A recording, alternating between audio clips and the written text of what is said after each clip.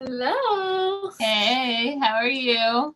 Good. How are you? Good. Hopefully a bunch of girls will jump on here soon. It normally takes a couple minutes.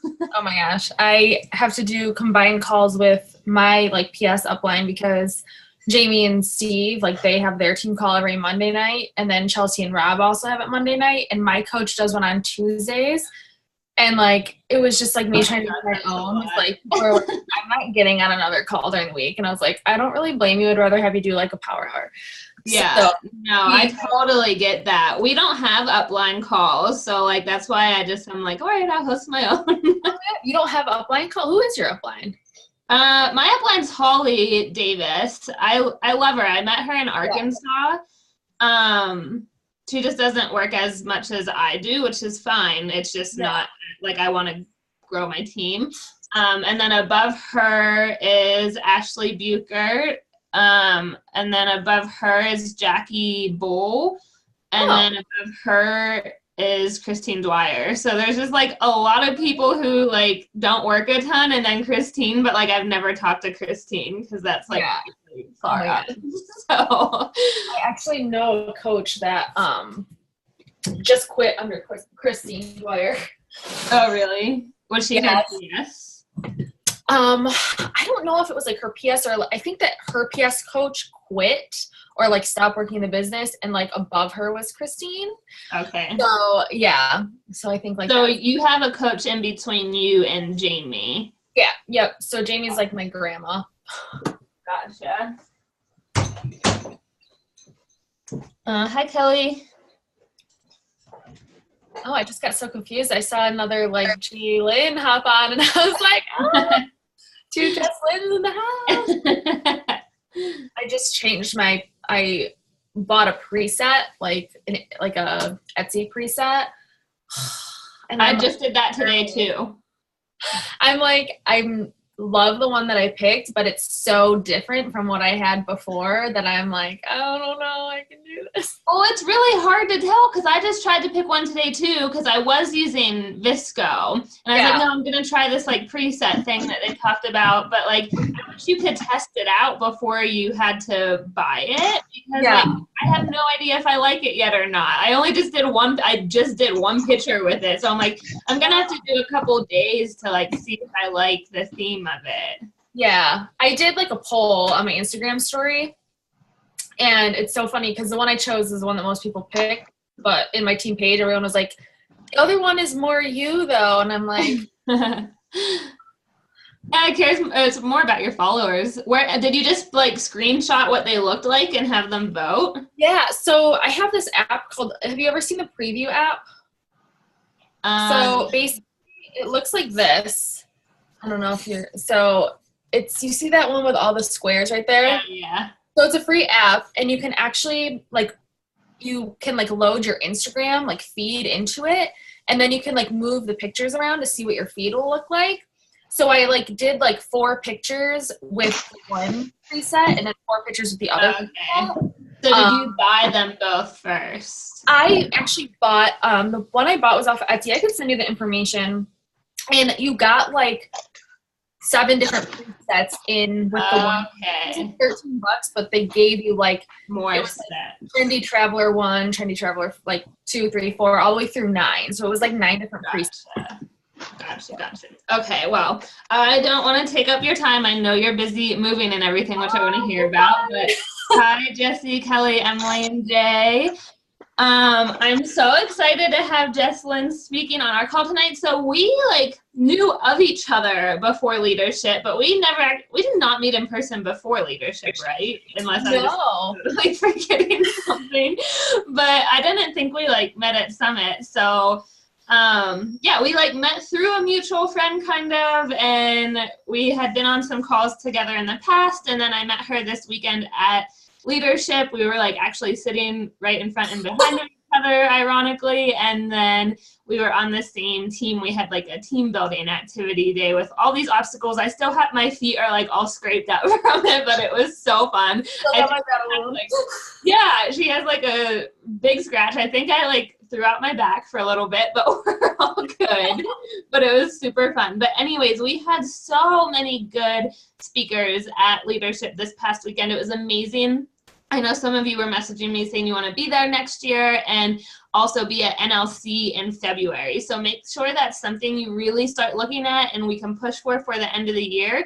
To be at NLC, which I just went to this past February, you have to be 1-star, and then you can also qualify to get your hotel paid for based on your elite points, or you can get your hotel paid for that. I think you have to have like 25 or something. Yeah, which is super doable, and it was an awesome event. And then you can qualify again for leadership by being 5-star in that same year. Like I qualified for both in the same year. You can go to both. They were amazing.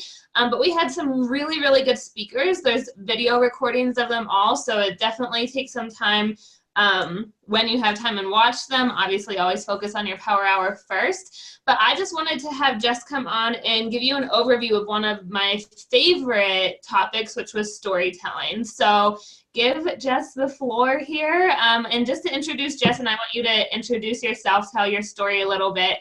Clearly storytelling. But Jess is a 5-star Diamond coach, 1-star in her second business center, has hit Success Club for over 24 months in a row. You can tell the exact numbers, and then has been in Success Club 10 for over 12 months in a row as well. She's now a full-time coach and a team leader on the leadership ladder. But really, I like to say, yes, stats are great and amazing, but it's not that people even relate to, it's their story. So that's what Jess is going to go in tonight, and I'll just let you take it away. So thank you so much for hosting for us. Yay! Oh my gosh. Well, I am so excited. And like Emily said, I'm currently in the process of packing up my tiny little home right now. So I apologize for the mess. And if you hear anything, my grandma's actually in town helping me. So she's an amazing cook and I can hear her cooking or doing something in the kitchen. So yes, I am Jesslyn. Thank you for such a humbling introduction.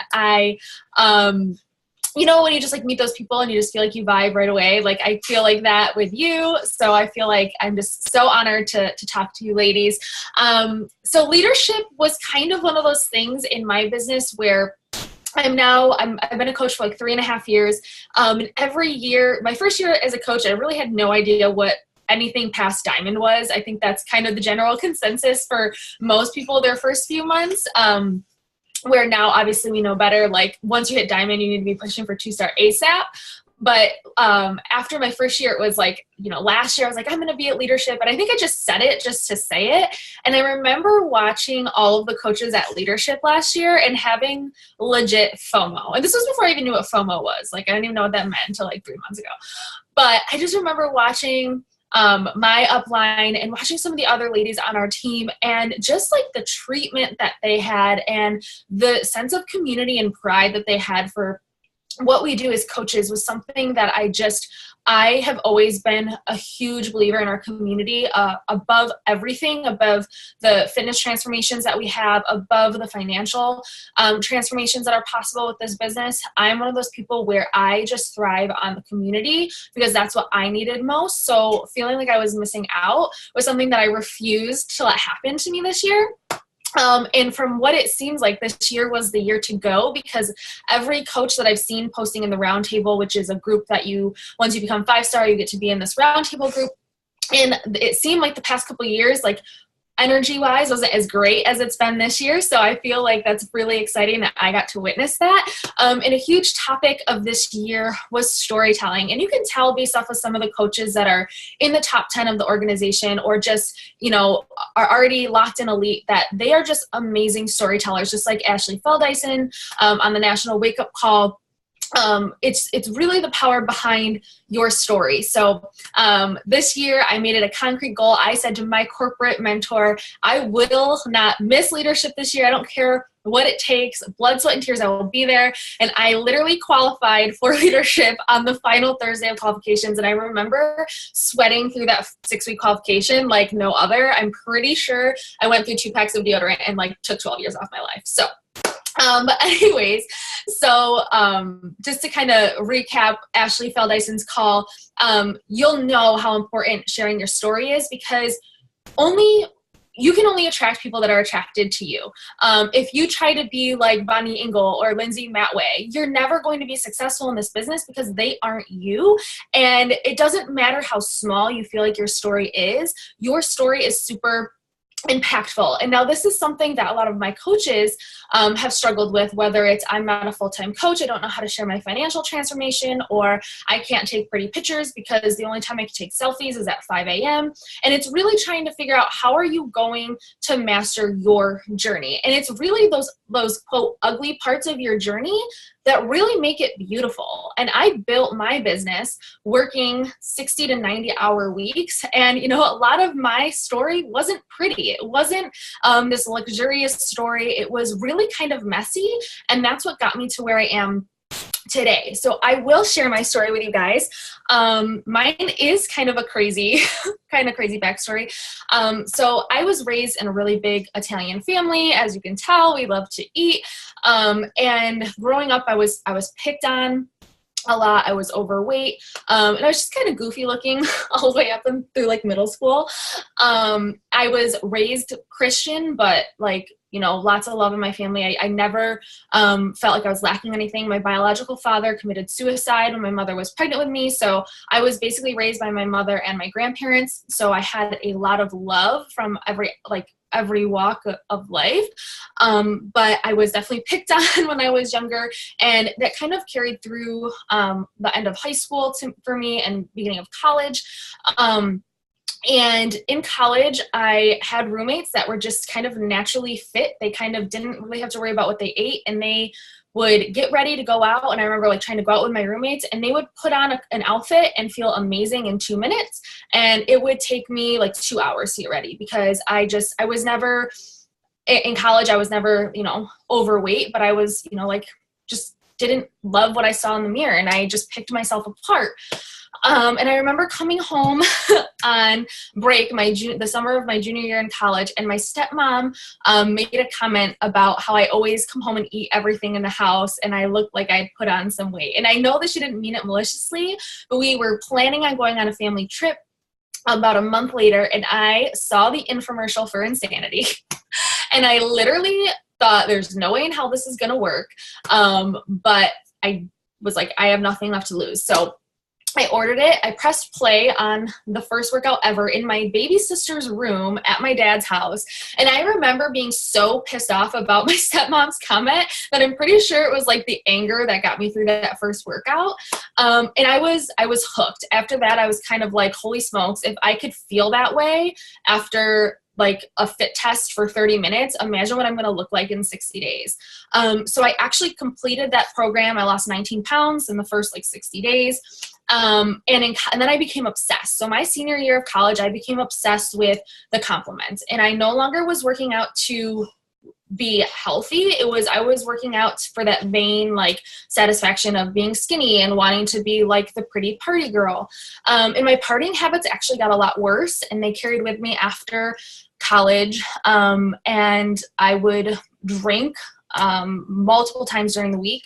I actually ended up kind of having a little bit of a problem with cocaine, which is really embarrassing to even say out loud. But it's not a cheap drug. It's very expensive. So I was in a lot of debt. And around this time in my life, I was still working out, but I wasn't sleeping. I hated my corporate job. I was miserable. I was still working 7 days a week. And then all of a sudden I got really sick. And I assumed that I was sick because of the partying habits. So I stopped those right away.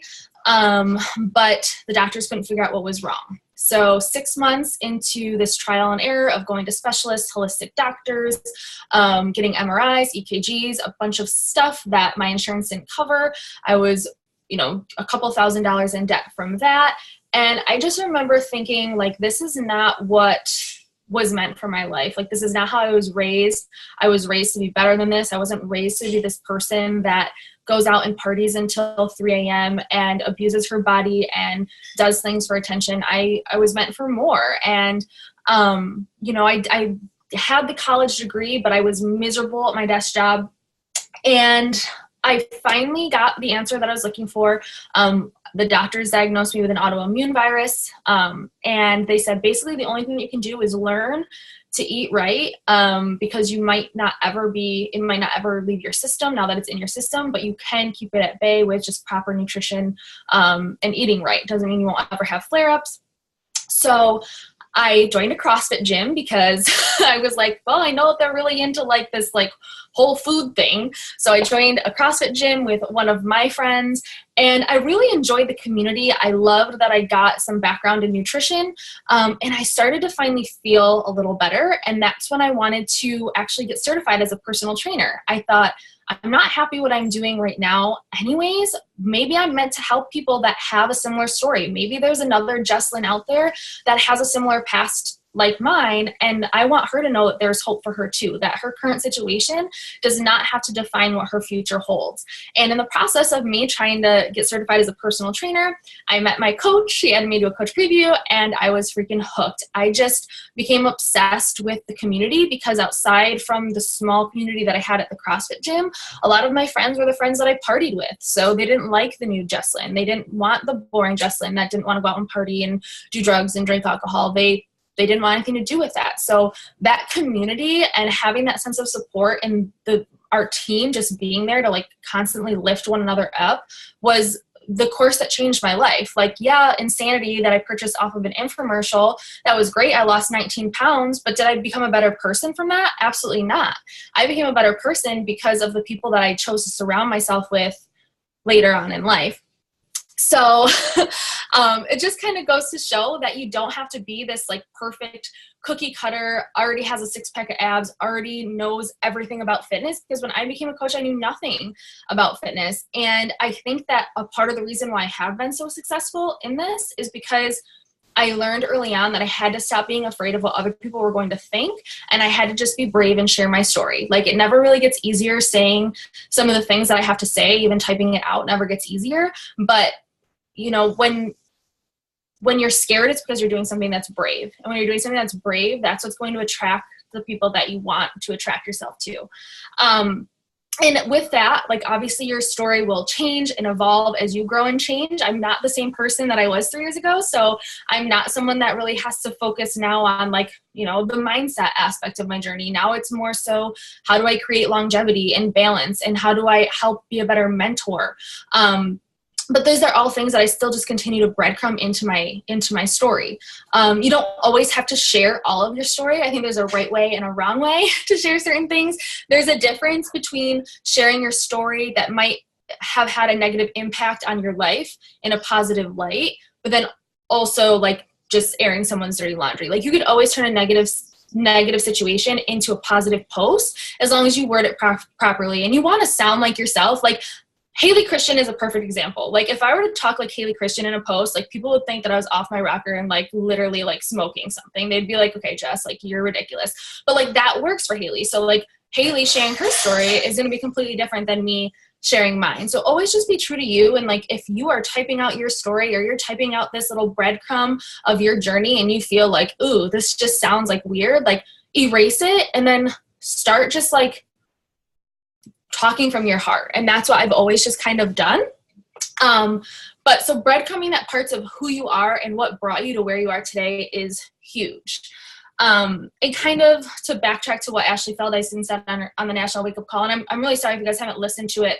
Yeah, I know not everyone can always like listen live, but she was talking about just like the different facets of your story and how it's so important to like, not necessarily word vomit. Like, I'm a word vomit person. Like, if you can't tell from this call, like, I am total type B. Like, I try really hard to be a type A person, but I'm just like, it's in my brain. I want to spit it out. And like, that's kind of how my posts come. But I also have some sort of structure to my posts. So, like I said in my story, I was picked on in elementary school. I would never basically tell my whole story like I just told you guys now on this call, like in one Instagram post. Like, that's like, this is a great way to like, you sit down, you write out your story, And you'll look at all the parts of your story and you'll be like, oh, that part of my story is a great post, or that part of my story is a great post. So instead of like chunking it all together in one, I would do, you know, how I was picked on in elementary school. How did that affect my confidence? That would be one post. I was a party girl for several years before finding Beachbody. How am I different emotionally today? I had an autoimmune disease for months. How does that change my view on Shakeology and how it's changed my life? So those are 3 different posts, and I could think of like 5 other ones that I could do just from the story I just told you guys, just from sharing my one story. So you don't always have to share it all at once. Come up with different ways to share the big picture. Because if you tried to tell all of these in one post, it would just be a disaster. But again, if you never shared any of it, people would just think that you're another generic coach. And people want to be a part of your story. They want to feel connected to you. I think this year has kind of been the year of transformation in Beachbody, and no longer just slapping up a picture of 21-day fix containers and saying, hey, you want to join my 21-day fix group? This has been a year of really building your brand on social media. And I think that since January, Beachbody has done an amazing job, whether it's through the corporate calls or calls with your corporate mentor. They have stressed so much on how important it is to brand yourself and brand your story, because what used to work 5 years ago with Beachbody isn't what works today. And I want to obviously like give you guys a concrete example of this. You guys will probably see a lot of posts, and I've been so guilty of this, and I've even done this post before. The girl that has the shaker cup and she's like kissing her Shakeology bottle, and it says something like, who wants to try my superfoods? They taste like a dessert but have the nutrition of 12 salads. Like, I've done that before. Like, raise your hand if you've done something like that before, because I totally have. Now, posting that, like, that's great. Like, way to do like a little call to action. But you could also try saying something like, 3 years ago, I spent thousands of dollars trying to diagnose an unknown illness.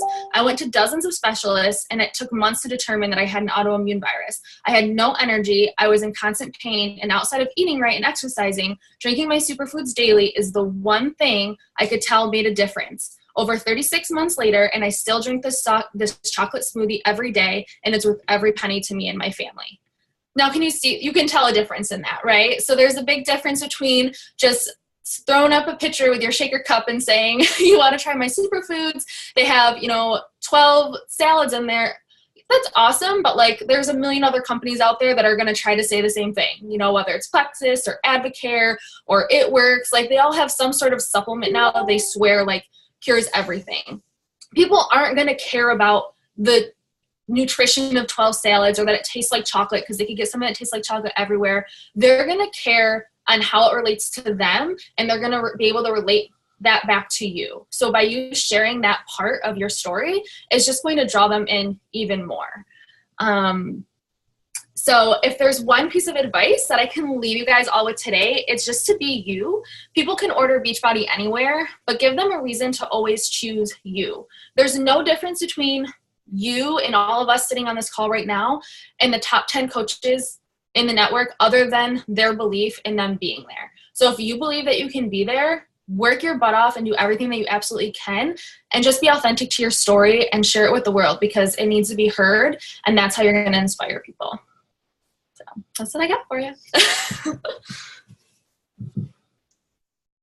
I love it. And I think that was a perfect example of like, okay, yes, how, like, I need to story tell, I need to do this, I need to do that, here's the reasons, but then actually giving that specific example of, okay, what you said before wasn't bad. Like, someone wouldn't look at that and be like, oh, that's a bad post.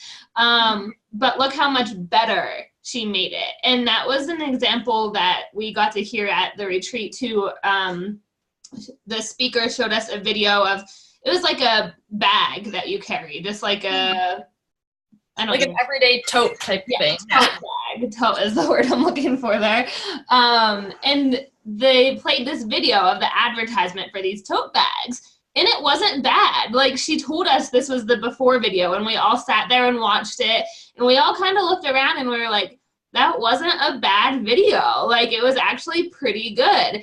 But then she showed us the after video, and it was just like way different. So, I mean, I do recommend watching that. I'll post the recording of those calls when they're all uploaded. But just the example is she used a lot of buzzwords. So I know we are all guilty of this. I absolutely do it. So I use words a lot like passion. This is my passion and my purpose. And I love helping and inspiring and empowering others and all this stuff. Like we use all these buzzwords, like our mission statements. Like I want to help people work for a life they love is my mission statement. Mm-hmm. But if we don't give the context before that, like if we just keep saying all these buzzwords and like, look at my life, people aren't going to see anything in that. What they want to hear is, so that was like what she did in that video. She's like, I'm living out my dreams and all this stuff, which is great and inspiring. But then when she replayed the video for the after video, she talked about how her parents actually died in a car crash when she was 21 and she was in the car.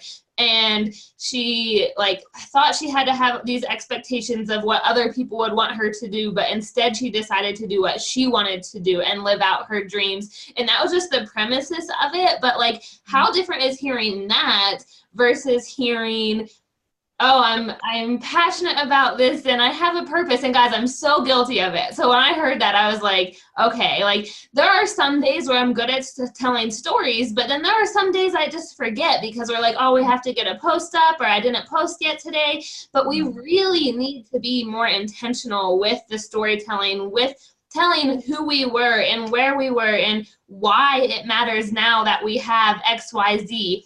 And she did a really good job too of saying, okay, you may hear that story of like a girl's parents dying in a car crash and you may think, I don't have a story that big. And guys, I don't have a story that big, but the importance is all the little stories that we each have. I tell this story a lot in my post about staring out the window, walking to the printer. You guys have probably seen it. Walking to the printer in my corporate job and staring out the window and wishing I could be out in the sunshine. That's not a huge story, but it hit me a million times every day when I walked to that printer. And I'm sure someone else may be reading that as they're sitting at their desk wishing that they could be outside as well. So think of all those little stories. And she said, too, if you have a big story and you're not ready to share it, then don't, and just share what you're ready to share in that process. So just elaborating off of that. But Jess, you did an amazing job. Thank you so much for sharing your story with us. And I just want to open it up for questions. So don't hesitate. Jess doesn't bite. I want you to either ask a question or tell Jess what your takeaway was, because I love when guest speakers get on. I want us to show them that we appreciate their time and say, okay, I learned this and I'm going to take action on this or do X, Y, Z. So Kelly actually asked a question. Kelly, do you just want to unmute yourself? So first, yeah, like I was not at the retreat, and that's on my list because I'm like, I want to be there just because I feel like it's so different than everything else that we do.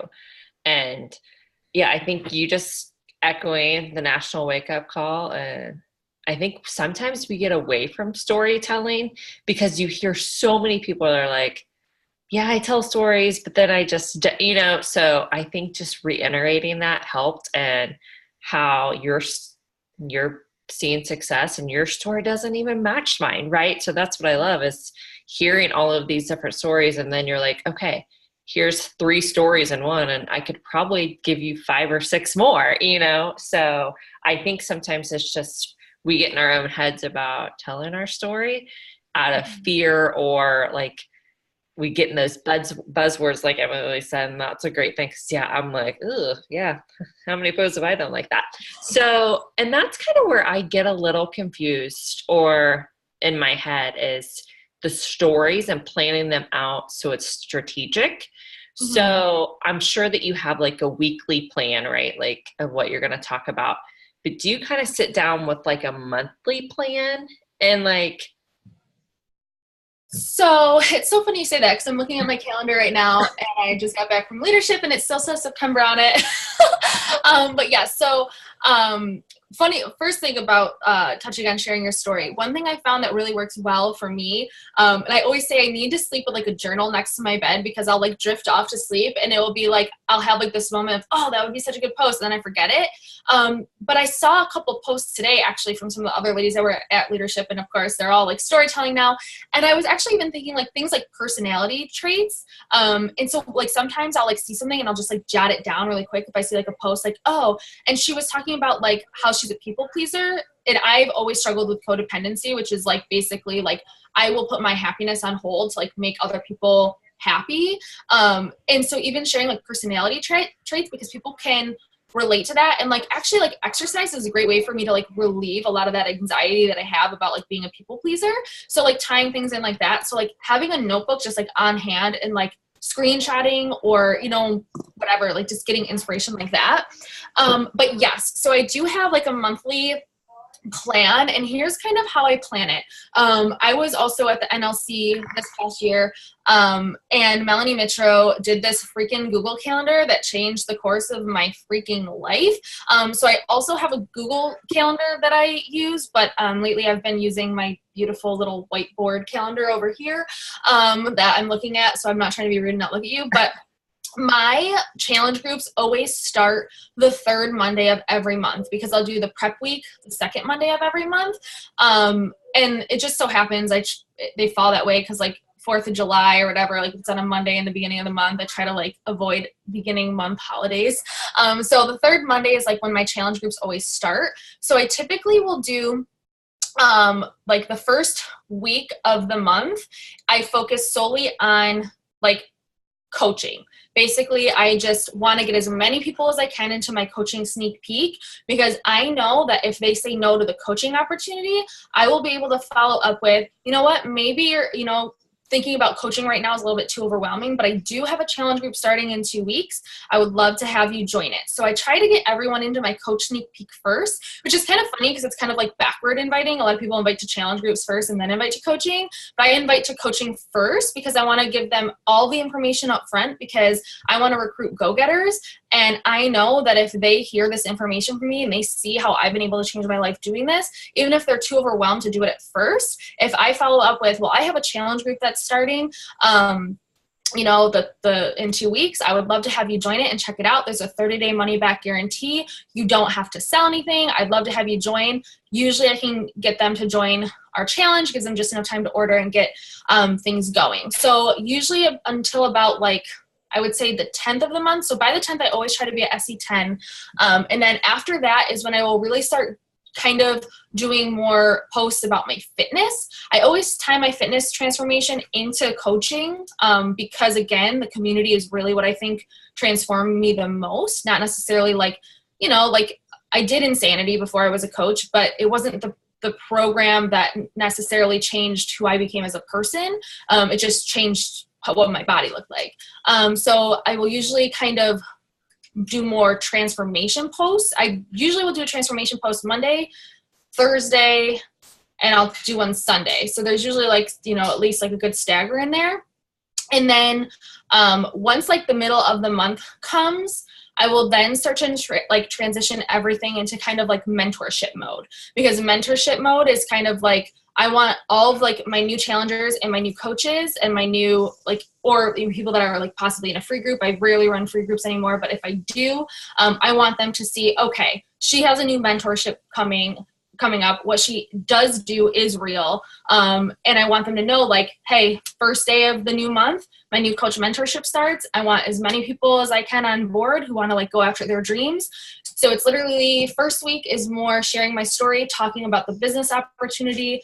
The second 2 weeks are more sharing transformation and kind of how the community has helped me like with my fitness transformation. And then the last week is more mentorship mode and how this opportunity has changed my life. And I have it like kind of all written out sporadically, but I do run a coach sneak peek.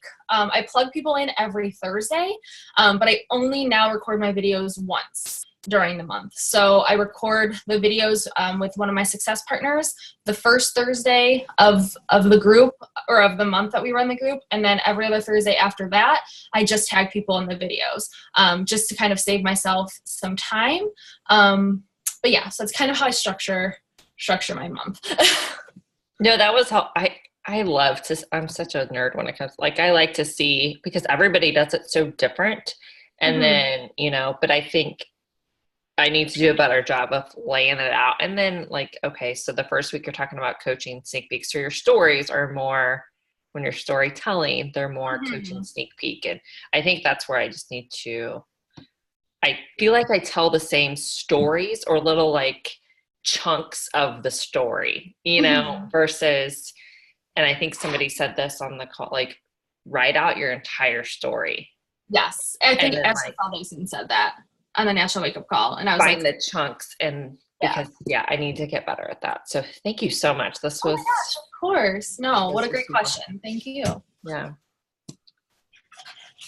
And then I know Jessie commented this, and I know Jessie has had some issues with her friends, like not supporting her, not even in the business, just like being mad that she's not drinking as much. So like with you having that story as well, do you have any advice that you could give her in that regard? You know what? Like, I am one of those people, this is going to sound so terrible. I'm one of those people where I am like relentless AF. And like, if you tell me I can't do something, or like, if I know that you want to see me fail, I will do everything possible just to shove it back in your face that I can. Like, I know this sounds like so bizarre coming from me, but like, I think a lot of it is I come from a very small town. And I just, you know, it was just like so competitive because like everyone knew everyone's business. And I just remember like when I started this, like I knew that everyone wanted to see me fail. And actually there was a story, it actually was like a year and a half ago. And my sister was actually at the bar with her husband. And this girl didn't know that this was my stepsister. So my dad married her mom when we were in high school, but this girl was like years older than us. And somehow my Instagram was brought up and she's like, oh, I can't stand that girl's like squinty smile and blah, blah, blah. Well, it got back to me. Well, I made a freaking post about it and I knew who this girl was and I freaking called her out public. I didn't say her name, but I was just like, you know, like you could say whatever you want about my squinty smile and my post-workout selfies, but here I am a year and a half into doing this coaching thing that no one thought I'd be good at. And I'm living my best life, being at home, making double what I made at my corporate job. And I'm, you know, and it's funny because I have a lot of friends that I've learned just to love from a distance. One of my best friends growing up, she still to this day, she struggles with addiction of pills and other things. And she's not a coach on my team. Like she's obviously like, I just know it's not like the phase in her life, but she's someone that I love from a distance. I still make an effort to see her and her daughter every now and again, but she's someone where she was not very supportive of me when I started this, but through the years, she's seen how much I've transformed, and just be proof that the products work. You know, our job isn't to change their minds. Our job is just to change our own lives and to give the people that want hope more hope. And eventually, like the people, the haters, the naysayers, a lot of them are going to come around. I had a girl, she messaged me and she said, Jessica, I followed you for a whole year. And she's like, and I was so jealous. And every time I'd see your posts, I'd get so pissed off. And she goes, but I tried so many different things and so many things have failed that I just need to ask you for help. And this girl joined my challenge group and she literally lost 30 pounds in 2 months. And she wrote me a letter, probably one of the nicest letters I've ever read in my entire life, about how I changed her life and how she's so grateful for me. And she's still like one of my best challengers to this day. So it's like, people they're not going to understand, but it's not our job to make them understand. It's just our job to show up and be the best versions of ourselves. And if you have that little piece in your heart like I do, where you're just a little bit relentless and you kind of just want to be a little catty, that's okay too. whatever motivates you and gets you through the day. I think for me, one of my big takeaways too is like, I forget how many pieces there are to my story, and I end up saying the same things over and over again. And like I talk about leaving teaching because that was huge, and I make almost no money with Beachbody yet, but like I still quit my job because I see the potential, and like that's a big thing for me to talk about. But just listening to your story and like, I'm thinking about like, oh yeah, that's right. Like you had an eating disorder in high school, and oh, remember when you struggled with fertility, and like all of these things that like are so ingrained into my health and fitness journey that I don't think about because they're not directly applicable to what's happening now. And I definitely don't do a good job of like bringing that into my story. And I think that that's a very easy way for me to connect with more people. Absolutely. Like even just like two of those topics that you touched on just now are two, you know, things that I know, like my sister, you know, my sister just had a miscarriage and things like that. And it's like someone that has never gone through it, like that's something that like I could never share, and that's only unique to you, and you're the only person that's going to be able to resonate with other people that are going through that same struggle. And I would recommend like right after hopping off this call, like sit down and just write out what you're feeling, like write out, like just make a list. And it doesn't even have to make sense, just write words down. And those can be like kind of like, you know, like what were the words that we were, buzzwords, like buzzwords, and just use those, and just think of just, you know, number them, you know, 1, 2, 3, 4, make a list of as many words and just use those. Because the crazy thing is like, we feel like we're redundant sometimes. Even I feel like I'm redundant sometimes, but you're always bringing on new people and bringing in new people to your network. And those people probably haven't heard your story before, or, you know, like Ashley said on the National Wake Up Call, like maybe they have heard your story before, but maybe the third time or the fourth time that they hear it, it just resonates a little bit differently. And it's okay to be redundant. Like I can't tell, Amy Rada is like one of the coaches on my uplines team. And it's like, I can't tell you how many times I've like seen her throw up the same post. And I'm like, I could literally recite that post like myself. But it works because she's just bringing in so many new people to her Instagram every single day that many people don't know her story. So never feel like you're being redundant, because that person is going to see that post, and that's going to be like your person. I have 2 quick things to add to, like, this is just such a good call. I could keep going on and on like everything. I'm like, oh my goodness. One thing, I forget if it was Kendra that said it, which was the speaker there, or if I just heard this somewhere else today or yesterday.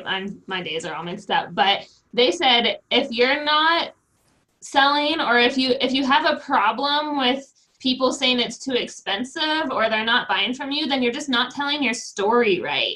Like it is not about the facts and the benefits and you get 800 workouts and you get a superfood shake that has 70 superfoods in it and listing them all off. Like people don't care really. What they care about is your story. So if you're getting price objections or getting any objections, me too, we're not telling our stories good enough, because if you're telling your story, not that it does the work for you, but it sure helps. Like it really, really helps. And then going off of that is, and this is what I realized I was guilty of too, sitting there when they were speaking. I was like, sometimes we can get so caught up in the day to day of like, okay, got to get my power hour done, got to get my invites done, got to get my messages done. That we can forget to like take time to write a really good story. And I used to be a lot better at that at the beginning of coaching than I am right now, because I was like having fun with it. Not that I'm not now, but it was new. And I was like, oh, I haven't told this story and I want to write this and I want to give tips on this. And like Jess just said, we need to repeat that first of all. And it can take 7 to 8 times for someone to actually click with it. But I need to go back to telling those stories and maybe it's going to take me 10 more minutes to write a post than it would have, but that 10 minutes is going to be way worth it, because I'm going to connect more deeply. I'm going to build that trust more. I'm going to resonate with someone more. And just, again, those can be little tiny stories. I just made a post right before the call because I was like, I'm going to write a good story today. Like I'm really trying to get back into that. And it was about when I worked in corporate and Tyler's grandma passed away and I almost couldn't go home and my boss was a total jerk about it. And I was like, I never want to have to deal with that again. So like now I can stay home with my dog while she's sick. Like, so like kind of a bigger story, but still in that moment, I wasn't like, oh, this is going to be a story like at all. But you just have to think of those day-to-day things, and like life can be boring. I do a lot of the same things every day, but like you can have a story if someone flips you off at a red light, or like you can come up with so many little stories that you just have to think about more and take the second to step back and think and really connect on that deeper level with someone. And that's how we're going to make that impact, is through our stories, not through join this 21-day group thing. So all right. Well, I don't want to take up any more of your time. I appreciate you so much taking time out of your schedule. And where are you moving, by the way? Are you just moving in town? Yeah. So right now, my boyfriend and I are actually in like the process of splitting up. It's like a long, crazy story. So actually, we're going through custody and things right now. So until we figure out what's going on, I'm either moving in with my dad or my mom. My mom's out of state in Florida. My dad is like 45 minutes away. And then once everything gets settled, I'll find a place for Reagan and I. But I just don't feel like taking care of a house by myself. I'm like, it's just too much work to like mow a lawn and like do all these and like give yourself time to figure all that out, type of thing. Well, that's so cute that I saw your grandma walking in the background. It's just like, oh, that like melts my heart. I love grandmas. She bought ice cream drumsticks, and she and I watched TV. We've been watching this show called Schitt's Creek on Netflix. It's hilarious if you haven't watched it. So she's been staying in my room with me, and we'll have our drumstick and we watch Schitt's Creek. So that's been like our little nighttime thing. That's the cutest thing ever. I am like gonna cry. That's just so cute. And that's seriously like, I mean, that's stories for your future. Not to say that, but like that's like the moments that matter too. Like that you're gonna look back on this time and just like that's gonna be such a special like time in your life of doing that. I'm sure she doesn't think it's super special now when we're cleaning out the dusty basement. She's probably ready to kill me. Someday in the future. But thank you so much. Does anyone else have any last minute questions or anything to add? All right, I will wrap from my Insta though. Yeah, do it. I took a video of you too, so you can have it. All right, everyone say cheese. Yay! Y'all are so beautiful. Well, thank you so much. Yes, of course. And I can't wait to see you again. Will you be on the cruise? But yeah, see you on the cruise, girl. Okay, perfect. Have a good night, everyone. Bye guys.